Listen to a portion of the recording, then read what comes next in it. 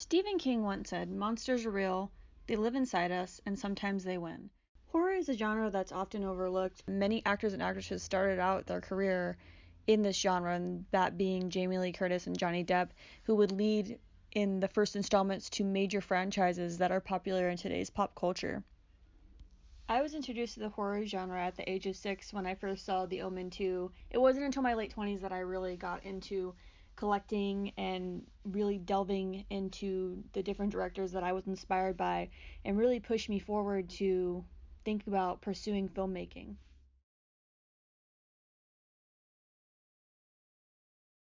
I started watching documentaries and started reading more books on filmmaking, mostly of the horror genre, because it was just something that I really enjoyed, even though in my childhood I really didn't like the Child's Play films, which made me put my dolls away.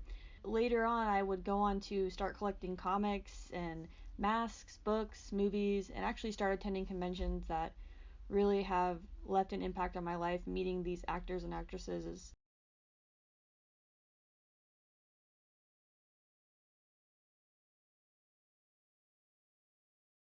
It's a genre like no other. It really makes me feel alive. The feeling of being scared is one of the best feelings because we know we're alive when we feel those things. I think people enjoy being scared too because we wouldn't have all these films if this genre wasn't successful.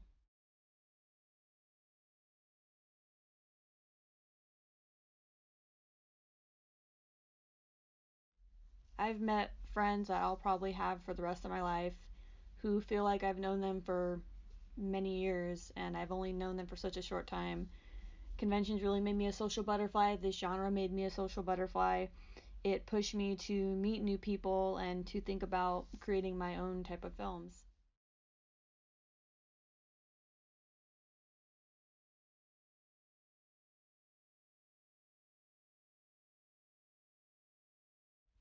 I was 8 years old when I saw Nightmare on Elm Street. It was a film that I had never seen before, and my parents always had a lot of older horror movies playing in the background as I was a kid. Nightmare on Elm Street was my introduction to director Wes Craven, who had an amazing career and brought us two of the most iconic characters in pop culture today, and that would be Ghostface from Scream and Freddy from Nightmare on Elm Street.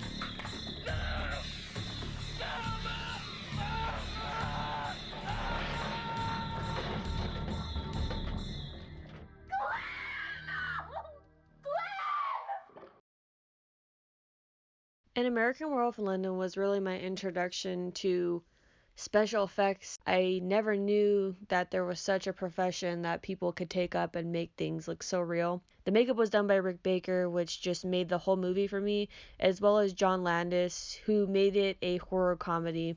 Specifically, the scene where David awakes and sees Jack in front of him mangled and is hallucinating is one of the funniest scenes that I've ever seen. I realize I don't look so hot, David, but I thought you'd be glad to see me. David, you're hurting my feelings.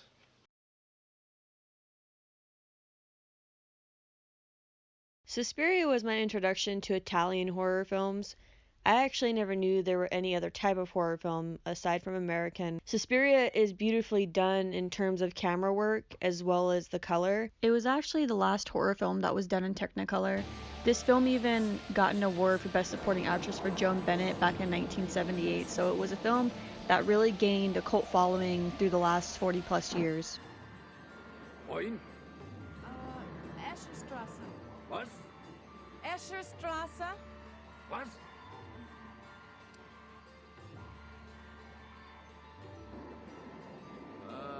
Escherstraße. Ja, ja.